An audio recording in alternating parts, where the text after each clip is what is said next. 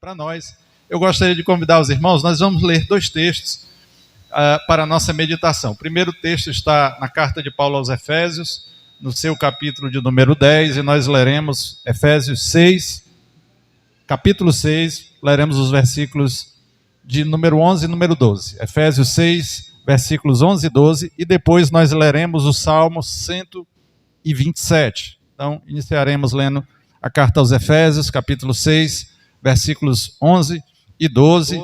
Eu vou ler a minha tradução, a tradução atualizada, pode às vezes ser um pouquinho diferente da que está na tela, mas o sentido é sempre o mesmo. E a palavra de Deus diz assim, Efésios 6 e 11, revesti-vos de toda a armadura de Deus, para poderdes ficar firmes contra as ciladas do diabo. Porque a nossa luta não é contra a carne e sangue, e sim contra os principados e potestades, contra os dominadores deste mundo tenebroso, contra as forças espirituais do mal nas regiões celestiais. Agora leremos o Salmo de número 127, um salmo também muito conhecido de toda a igreja, que nos diz assim, Salmo 127, se o Senhor não edificar a casa, em vão trabalham os que a edificam. Se o Senhor não guardar a cidade, em vão vigia a sentinela. Inútil vos será levantar de madrugada, repousar tarde, comer o pão que penosamente granjeaste. Aos seus amados, ele, o Senhor, o dá enquanto dorme. Herança do Senhor são os filhos, o fruto do ventre, o seu galardão. Como flechas na mão do guerreiro, assim os filhos da mocidade. Feliz o homem que enche deles a sua aljava, não será envergonhado quando pleitear com os inimigos à porta. Quantos podem dizer amém? Maravilhoso, eterno e bom Deus, estamos ainda, Senhor, na Tua presença e queremos, meu Pai, continuar ouvindo a Tua voz. Meu Deus, fica conosco, toma a minha vida, meu Deus, e que eu possa ser tão somente um instrumento nas Tuas mãos para proclamar, Senhor, para trazer a Tua igreja, para todos nós que aqui estamos, a Tua palavra para a nossa edificação, para o nosso crescimento, o nosso aprendizado, Senhor, para que o Senhor haja e opere nas nossas vidas, em o nome de Jesus, amém, glória a Jesus. Meus queridos irmãos, talvez ao ler esses dois textos, nós leiamos e pensemos mais o que tem a ver Efésios capítulo 6 com o texto do Salmo 127. E eu confesso que eu estava um certo dia pensando, nós estudamos trimestre passado sobre família, e houve um momento que eu estava fazendo uma reflexão sobre a questão da família e dos desafios que é ser uma família nos dias de hoje. Nós vivemos, não é novidade para ninguém, o nosso irmão Diego, a quem eu já quero agradecer pelo convite, falou aqui sobre esta guerra que as famílias travam nos dias de hoje, os irmãos através de cânticos, através de tantas coisas, a leitura que o pastor fez, fala de algumas dificuldades que a família passa. E é verdade, a família está passando por muitas dificuldades no mundo moderno. A partir de Efésios capítulo 6, nós, ao ler esse texto, o texto é muito claro, porque ele começa dizendo, revesti-vos de toda a armadura de Deus para poder ficar firmes contra as ciladas do diabo. E ele diz, porque a nossa luta, ou seja, há uma guerra sendo travada. Ou seja, nós enquanto famílias, nós estamos vivendo em meio a uma guerra. Nós precisamos estar atentos, estar apercebidos desse fato e dessa realidade. Nós vivemos no mundo, não somos deste mundo, mas nós estamos aqui e nós estamos travando uma guerra. Há uma guerra sendo travada contra a igreja do Senhor e contra as famílias. E nós precisamos, em primeiro lugar, saber disso.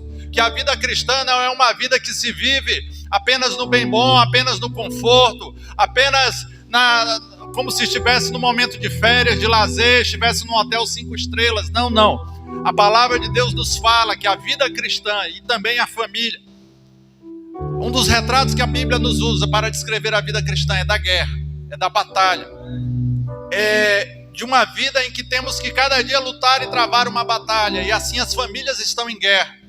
E não é, talvez a gente ao pensar, talvez a gente poderia pensar na guerra aí, conflito entre países que está havendo, talvez Rússia e China, talvez poderíamos pensar numa guerra política, numa guerra econômica, mas não é esse tipo de guerra que nós estamos falando. A palavra de Deus nos ensina que viver a vida cristã nesse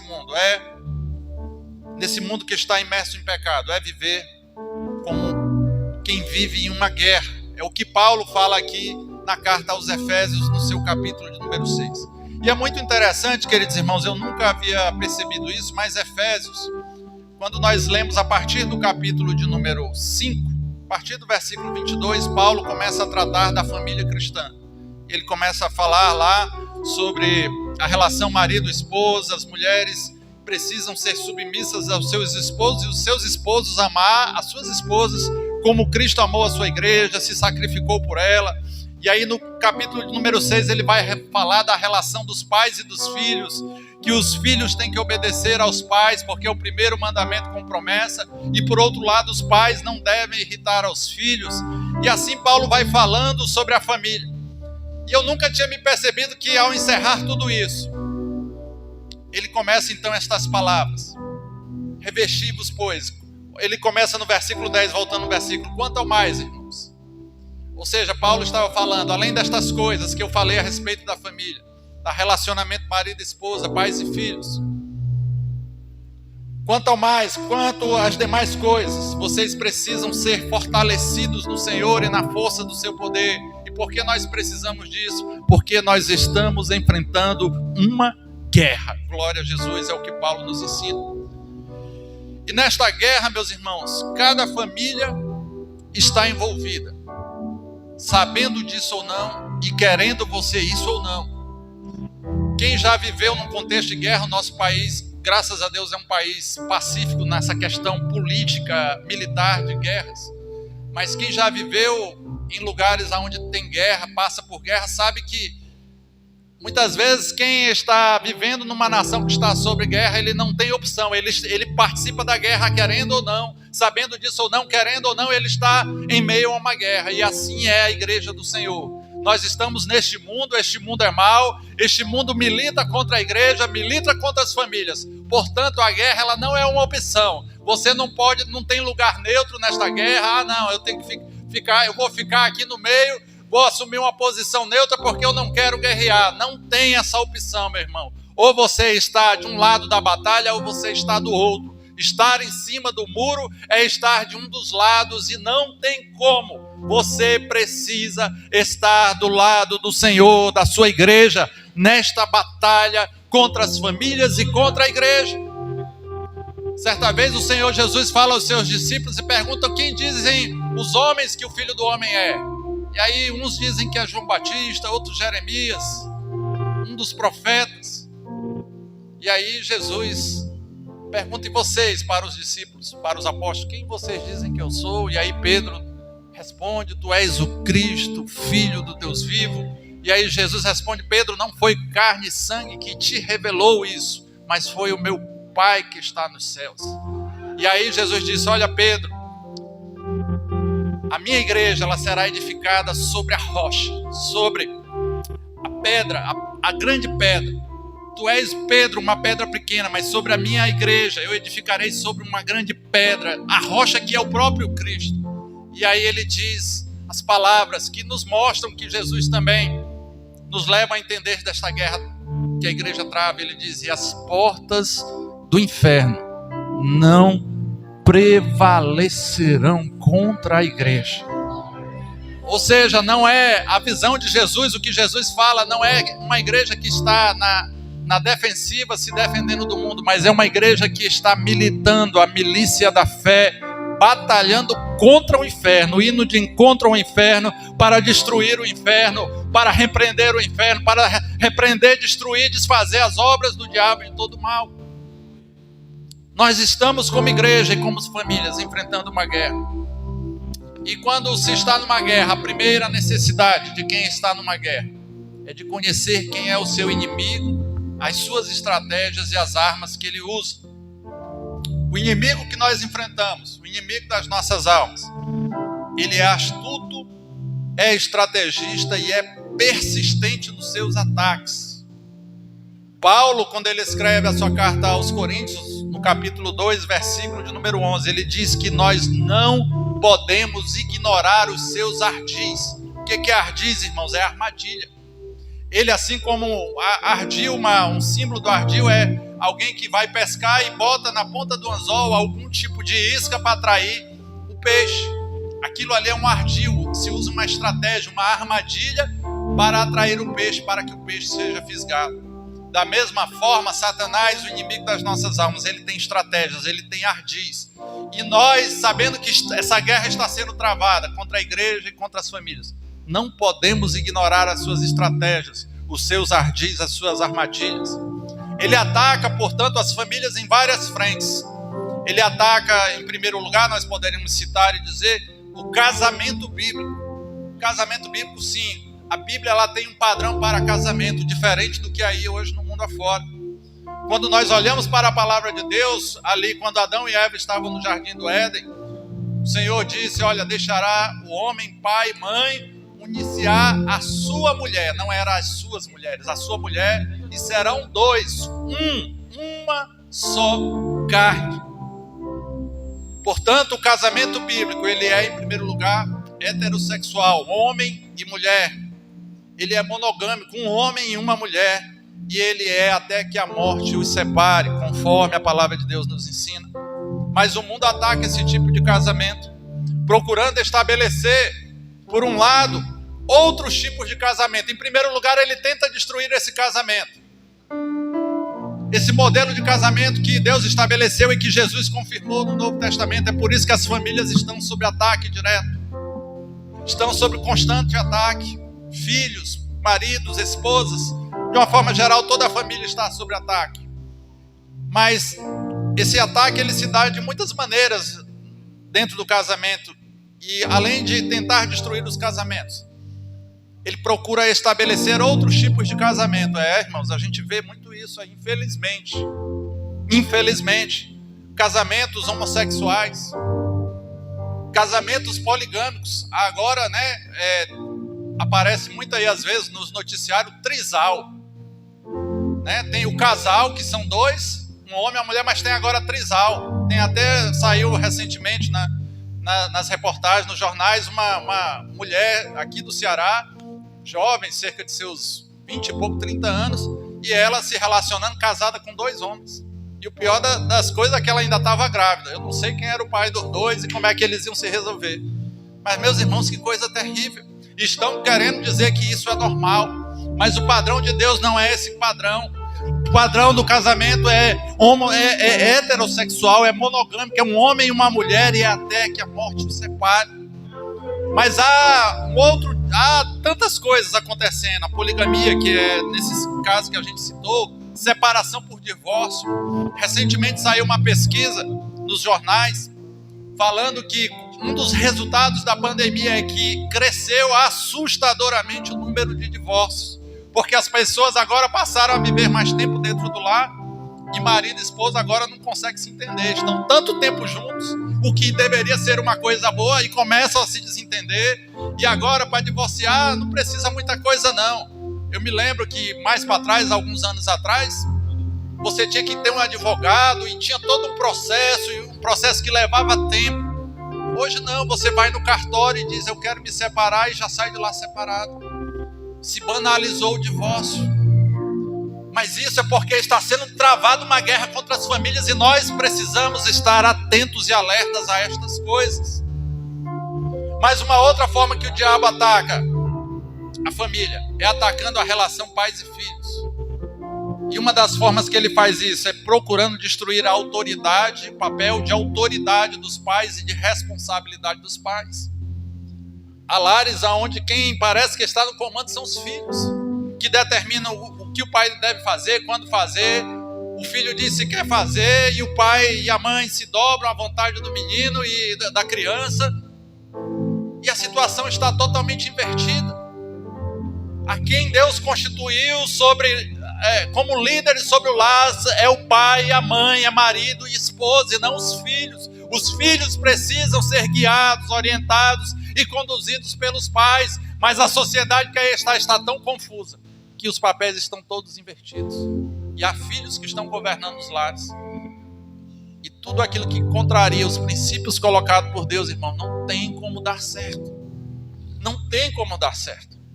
Mas uma outra forma que o diabo ataca, além de atacar o casamento, além de atacar a relação pais e filhos, é, por exemplo, disseminando o medo por meio da violência.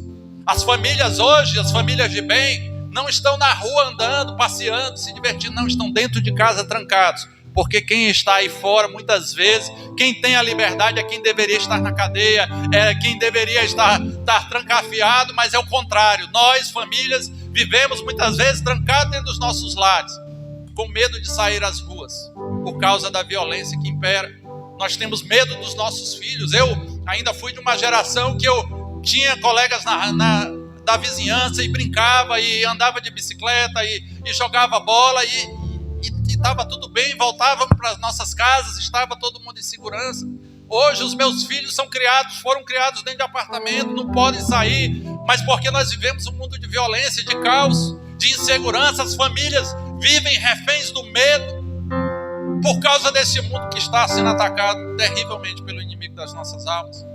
Mas um outro aspecto que o diabo também ataca, por exemplo, é desvirtuando o propósito do trabalho. Do trabalho, irmão, do trabalho, irmãos.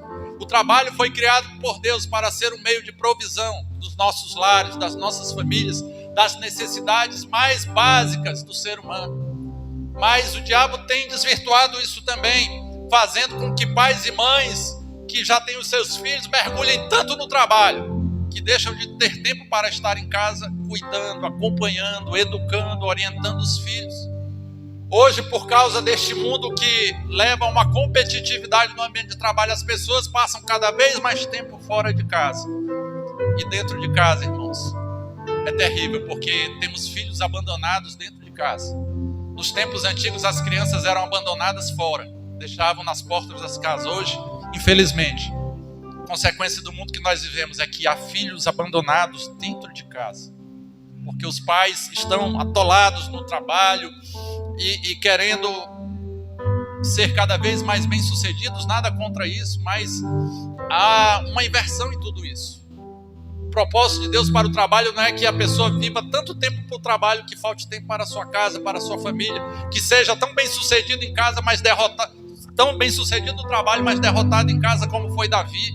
Davi foi um homem bem-sucedido, um rei bem-sucedido, um governante bem-sucedido, mas foi um terrível pai de família. Mas isso é fruto dos ataques de Satanás, meus irmãos, e nós precisamos entender as artimanhas do inimigo para poder reagir nesta guerra e nesta batalha. O texto que nós lemos no Salmo 127, ele nos fala, nos ensina, traz ensinamentos profundos. Efésios também, mas o texto que eu gostaria de discorrer com mais detalhes é o Salmo 127. O Salmo 127, nos seus 2 primeiros versos, ele nos diz: se o Senhor não edificar a casa, em vão trabalham os que edificam. Ele prossegue ainda dizendo: se o Senhor não guardar a cidade, em vão vigia a sentinela. E no versículo 2 ele nos diz: inútil vos será levantar de madrugada, repousar à tarde, comer o pão de dores, ou o pão que tão penosamente granjeaste, pois aos seus amados ele o dá enquanto dorme. A palavra de Deus no Salmo 127 nos ensina 3 fundamentos indispensáveis para nós enfrentarmos e vencermos esta guerra contra o inimigo das nossas almas.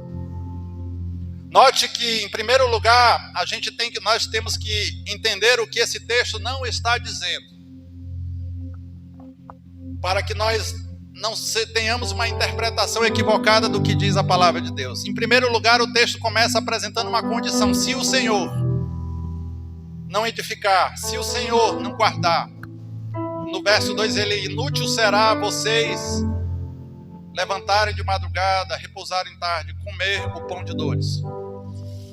O texto, em primeiro lugar, não está nos dizendo que não devemos ser esforçados e diligentes em edificar, em guardar, ou em edificar, em proteger e em prover a nossa família, porque esses são os 3 fundamentos que esse texto nos ensina no verso 1. Edificar, proteger e prover. O texto não nos diz que não devemos buscar ser esforçados, diligentes e cuidadosos em fazer essas coisas. Devo sim procurar prover para o meu lar, devo sim poder buscar edificar bem o meu lar, devo sim buscar proteger o meu lar e a minha família. Mas por outro lado o salmista diz, e é isso que ele quer ensinar aqui, se eu tentar fazer todas essas coisas pelos meus próprios meios, pelo meu esforço, apenas com a minha força, com a minha sabedoria, com a minha capacidade, com todos os meus recursos humanos, ele nos diz que tudo isso será inútil se o Senhor não estiver comigo em cada uma destas coisas. Se eu fosse perguntar aqui quem quer ter uma família abençoada, eu tenho plena certeza que todos levantariam as mãos. Talvez se eu perguntasse quem está buscando edificar a sua casa, proteger a sua casa e prover para a sua casa, talvez todos também levantassem as mãos. Mas a grande pergunta que o Senhor nos faz é como você está procurando fazer isso? Apenas pelos seus meios, pela sua força, pelo seu conhecimento, apenas pela força do seu braço? Ou você está fazendo isso confiando no Todo-Poderoso, aquele que pode fazer todas as coisas? Porque é isto que no final vai fazer a diferença nesta guerra para o seu lar, a sua vida, a sua família. Esta palavra nos ensina que os melhores esforços humanos serão frustrados sem a fé e sem a confiança no Senhor. E em primeiro lugar, o texto nos ensina 3 fundamentos básicos para vencermos esta batalha. Em primeiro lugar, se você puder repetir comigo, só para você gravar na sua mente: edificar. Se o Senhor não edificar a casa, em vão trabalham os que a edificam. Edificar uma casa que seja firme contra as investidas do inimigo, é isso que nós precisamos, meus irmãos, nesses dias tão difíceis. E o que fazer para que esta casa seja firme, irmãos? E eu louvo muito a Deus, pastor, porque o Senhor leu o texto que eu vou ler novamente. E louvo a Deus porque creio que Deus está dirigindo este culto através de cada ato, de cada palavra, de cada louvor, para trazer apenas uma mensagem para a sua igreja, de que nós estamos em guerra, mas se nós estamos com o Senhor do nosso lado, irmãos, nós iremos vencer. A nossa família vencerá esta guerra. O que fazer para que a nossa casa seja firme?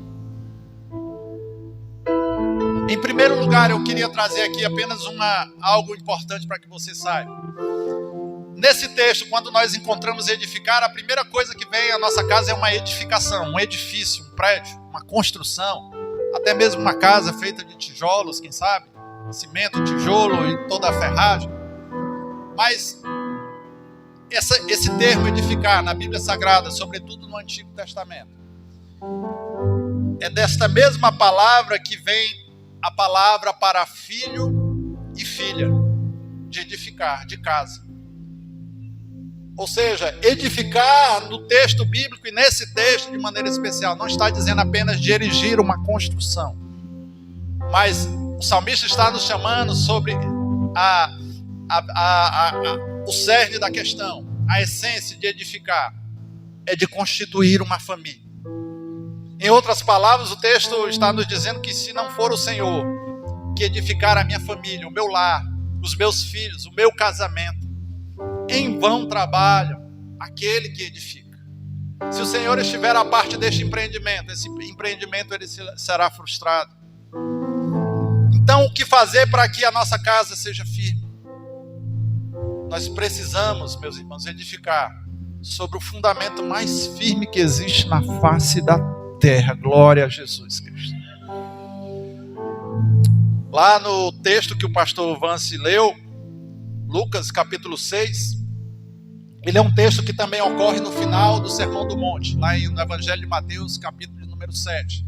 O Senhor Jesus dá todo aquele Sermão do Monte no capítulo 5, no capítulo 6, e quando vai finalizando o capítulo de número 7, ele diz assim: todos aqueles que ouvem as minhas palavras, estas minhas palavras que eu vos falei, que bem-aventurados os que choram, aqueles que têm fome e sede de justiça de Deus, e todas aquelas coisas que ele ensina no Sermão do Monte. Ele diz assim: a quem assemelharei?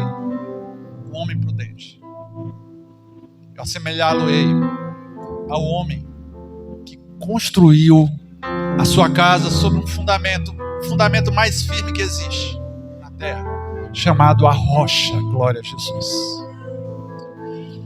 Nós precisamos, meus irmãos, edificar a nossa casa, a nossa família, o nosso lar sobre a rocha que é Cristo Jesus e a sua palavra. Glória a Deus.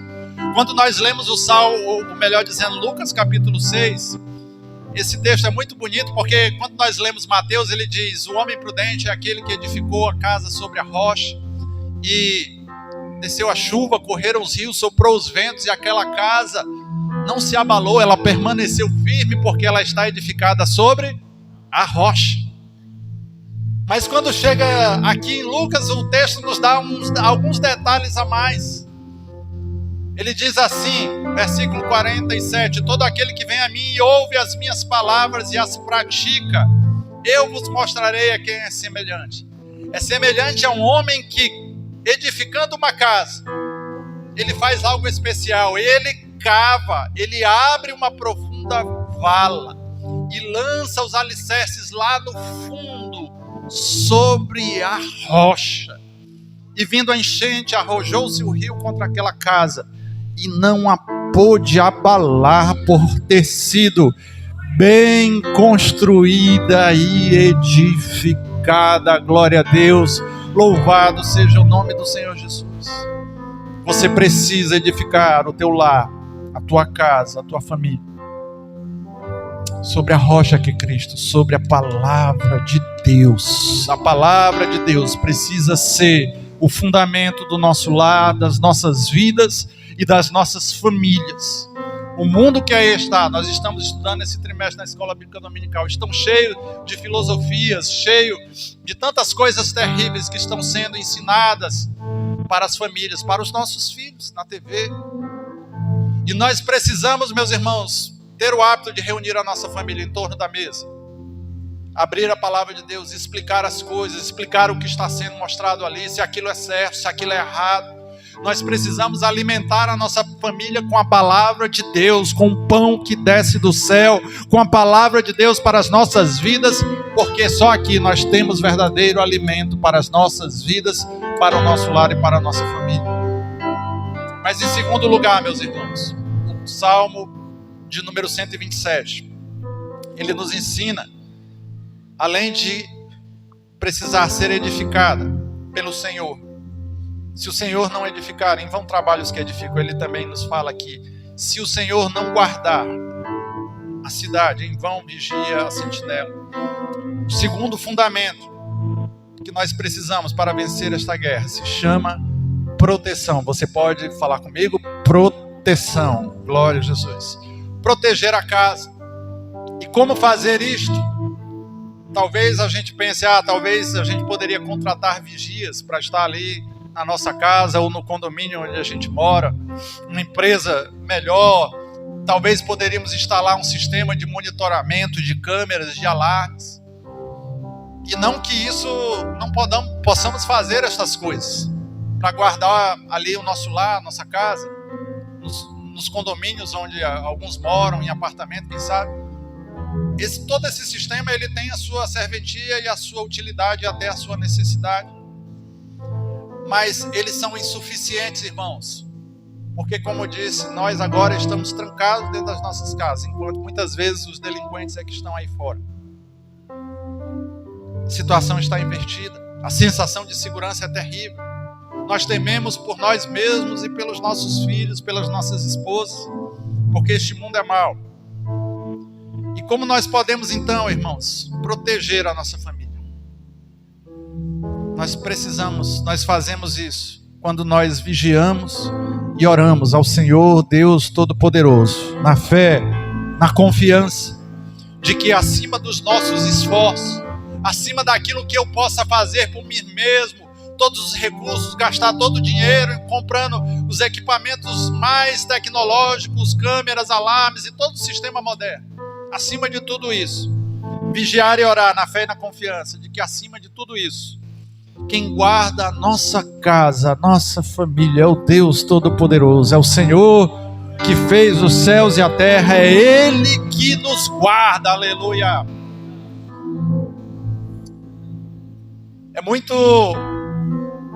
Acho muito bonito o Salmo de número 124.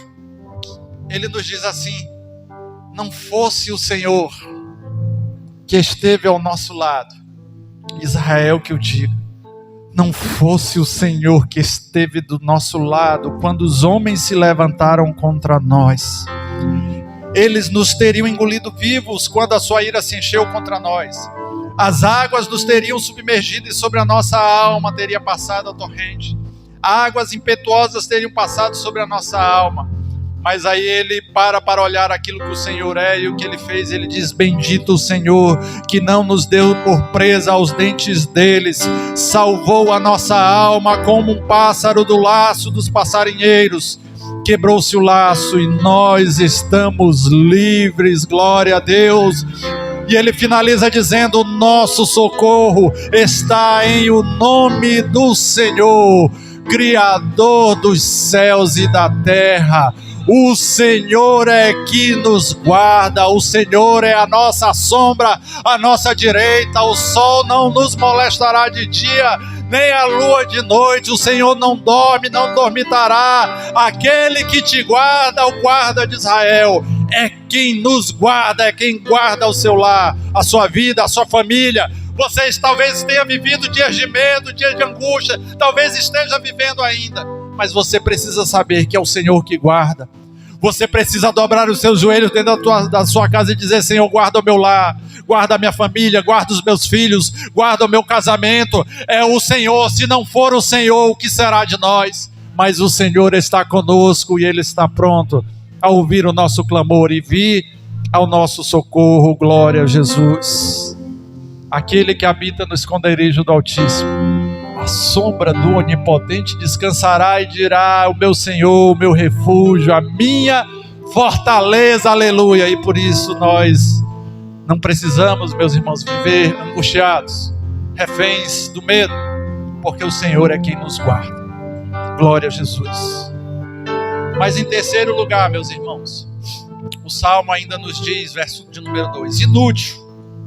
É uma outra forma dele dizer: se não for o Senhor, inútil vos será levantar de madrugada, repousar tarde, comer o pão que penosamente, ou que o pão de dores, pois assim ele o dá ele aos seus amados enquanto dormem, diz a minha versão, ou durante o sono.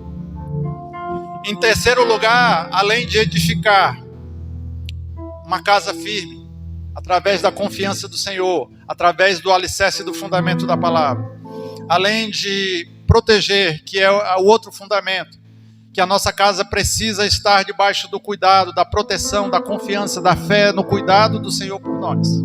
O terceiro ensinamento é que o Senhor é que precisa ser o nosso verdadeiro provedor. Glória a Jesus.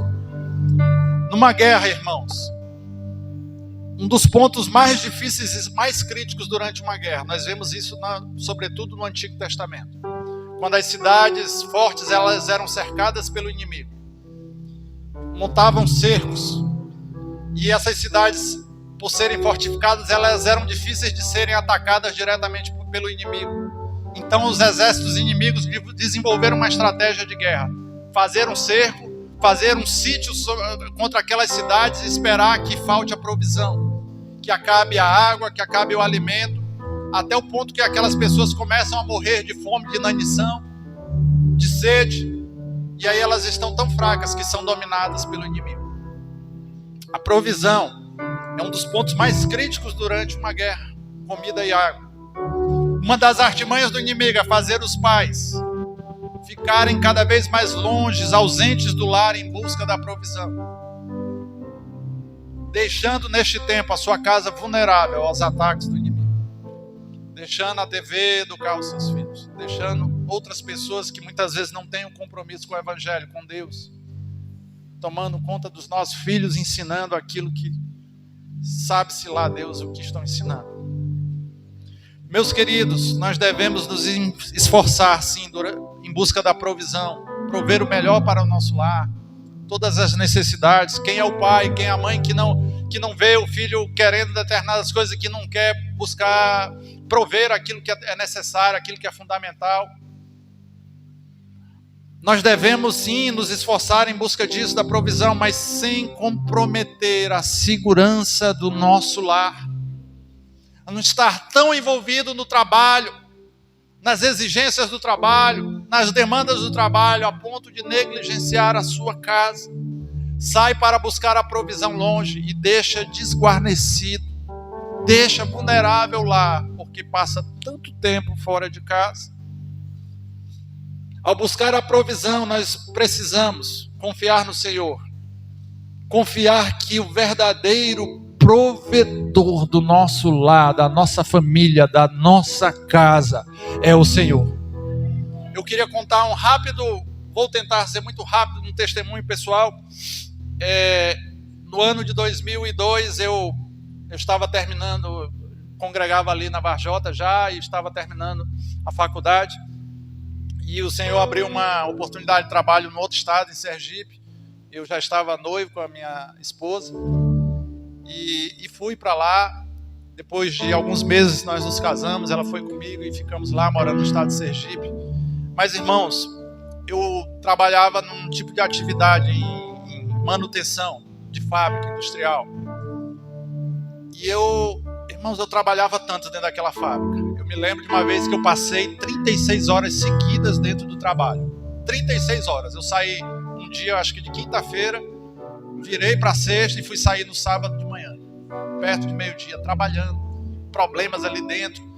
E não poucas vezes eu me encontrei nessa situação, e eu sempre estive envolvido na obra de Deus, logo depois de convertido, como auxiliar e dando aula na escola dominical, e muitas vezes eu queria ir para a igreja, não podia. Só eu e minha esposa ali, às vezes ela ficava ali sozinha. Tínhamos já alguns amigos, mas muitas vezes ela ficava ali sozinha. E quantas vezes eu ia para a igreja e via tudo que acontecia, a lágrima rolava, dizendo: Senhor, eu queria tanto poder te servir. Eu queria tanto poder ter tempo para outras coisas, mas o trabalho me consome tanto. Irmãos, eu passei 4 anos, muitas vezes com a lágrima rolando do rosto, dizendo: Senhor, essa situação precisa mudar. E meus irmãos, Deus ouviu meu clamor. Um amigo que trabalhou lá no estado de Sergipe, ele era aqui do Ceará, e ele estava na Coelce, então Coelce, que é hoje é onde eu trabalho. E eu não sei como, foi coisa de Deus, irmãos, porque eu não era tão próximo dele, e aí surgiu uma vaga, e ele disse: rapaz, me ligou pra lá, lembrei de você, tem uma vaga aqui, tal, lembrei de você. Aí eu falei: rapaz, a primeira coisa é dizer assim: rapaz, por que lembrou de mim, né? Eu não era assim a pessoa mais próxima dele, podia ter chamado tanta. Ele: não, eu sei que você é do Ceará, é lá do Ceará e tal, e que você não quer voltar. E eu: tá bom. Em resumo, irmãos, Deus, de maneira muito rápida, Deus me tirou de lá, eu e minha esposa, nós voltamos. Eu voltei a servir a Deus aqui na Varjota. E eu soube o que é viver, irmãos, porque eu passava horas e horas. Às vezes eu saía muito cedo, 5:30 da manhã, porque a fábrica era um pouco distante, era como se fosse Maracanã. Eu saía bem cedo, e muitas vezes eu chegava perto da meia-noite em casa. Aí no outro dia de novo, e vivendo assim, dizendo: Senhor, isso não é vida. Eu estou vivendo para trabalhar e não trabalhando para viver. E aí Deus me trouxe de volta, e eu fiquei: meu Deus, que coisa maravilhosa é trabalhar de 8 horas às 18 horas, ter sábado, ter domingo, poder ir para a tua casa te servir. Eu e minha esposa casados, e a gente até pensava em ter filhos, mas eu dizia: desse jeito, vivendo desse jeito, não dá para ter família, não dá para ter lar. Mas o Senhor ouviu meu clamor, meus irmãos, me trouxe de volta, e a minha situação mudou. Não adianta, irmãos, a gente trabalhar tanto, ter tanto sucesso profissional no trabalho, ser um profissional de sucesso e reconhecido lá no ambiente de trabalho, e ter uma casa terrível, uma família desestruturada, uma família terrível, sendo atacada pelo inimigo e sendo destruída pelo inimigo. Nós precisamos entender que o verdadeiro provedor das nossas vidas é Deus. Se você está vivendo um momento difícil no seu trabalho, você está lá até o pescoço de trabalho e não tem tempo para sua casa, peça ao provedor: Senhor, muda a minha situação, muda essa condição, muda a história da minha vida, Senhor, para que eu tenha tempo de cuidar da minha família. O Senhor me colocou para cuidar do meu lar, da minha família. E você peça ao provedor, porque Ele é poderoso para mudar a situação, essa circunstância, mudar a história da tua vida. E o teu lar ser abençoado. Glória a Jesus. Aleluias, glória a Deus. E para finalizar, meus irmãos, eu já passei do tempo, mas eu queria apenas citar os 3 últimos versos do Salmo 127, que nos diz assim: herança do Senhor são os filhos, o fruto do ventre, o seu galardão. Como flechas na mão do guerreiro, assim os filhos da mocidade. Feliz o homem que enche deles a sua aljava, não será envergonhado quando pleitear com os inimigos à porta. Quando o nosso lar, meus irmãos, está fundamentado na edificação do Senhor, na proteção do Senhor e na provisão do Senhor, o resultado é que, conforme o verso de número 3, os nossos filhos não serão um peso e nem um fardo no nosso lar. Há muita gente nos tempos de hoje dizendo que ter filho é tão difícil, e não é fácil mesmo não. Mas não querem mais ter filho, dizendo, não, é muito difícil, é muito trabalho, é muito caro ter filhos. Tem gente dizendo isso. E nós não podemos dizer que não deixa de ter alguma realidade nisso. Mas quando o Senhor se torna aquele que edifica verdadeiramente a nossa casa, o fundamento, quando Ele é aquele que nos protege verdadeiramente, quando Ele é de fato o nosso provedor, meus irmãos, os nossos filhos deixam de ser um peso e um fardo e passam a ser um galardão, uma recompensa, a herança do Senhor nas nossas vidas. Glória a Deus, aleluia. Bendito seja o nome do Senhor. Mas o verso de número 4 também nos diz: como flechas na mão do guerreiro, assim os filhos da mocidade. Os nossos filhos, quando o Senhor é aquele que edifica o nosso lar, que protege, que provê, os nossos filhos não serão vítimas nesta guerra, eles não serão mortos nessa guerra, eles não serão destruídos nesta guerra, mas eles se tornam armas poderosas na mão do Deus Todo-Poderoso, para combater nessa batalha junto com você, e para ir de encontro às portas do inferno. Oh, meu irmão, eu creio que a maior alegria de um pai e de uma mãe é ver o filho servindo ao Senhor com fidelidade. E é isso que vai acontecer no teu lar e na tua família, se o Senhor for aquele que edifica, que protege, que provê. O seu filho não será tragado por esse mundo, ele não será derrotado por esse mundo. Não importa se hoje ele está nas mãos das drogas, se ele está desviado, mas você precisa confiar o teu lar, a tua família nas mãos de Deus. E o Senhor é poderoso para resgatar a tua família, o teu filho, o teu marido. Eles não serão vítimas dessa guerra, eles não morrerão nesse combate, mas serão armas poderosas na mão de Deus para combater a batalha da fé. Aleluia. E por fim, meus irmãos, o verso 5 nos diz: feliz o homem que enche deles, ou seja, dos seus filhos, a sua aljava, a sua bolsa onde guardava as flechas, não será envergonhado quando pleitear com o inimigo à porta. Se o Senhor é aquele que edifica, protege e provê no nosso lar, os nossos filhos não estarão do lado do inimigo nesta guerra. Eles não estarão do lado do mal. Eles não estarão no mundo. Eles não estarão do outro lado nesta guerra. Mas se o Senhor é aquele que edifica o nosso lar, que protege e nos provê, os nossos filhos estarão conosco ao nosso lado para pelejar contra o inimigo e vencermos esta guerra para a glória do nome do Senhor Jesus. Meus irmãos, estamos numa guerra, mas você não precisa temer, você precisa confiar que Deus é aquele que edifica o teu lar, a tua família. O Senhor é aquele que te guarda, o Senhor é aquele que provê todas as coisas para você e para sua família. Que Deus possa abençoar vossos lares, famílias, em o nome de Jesus. Aleluia!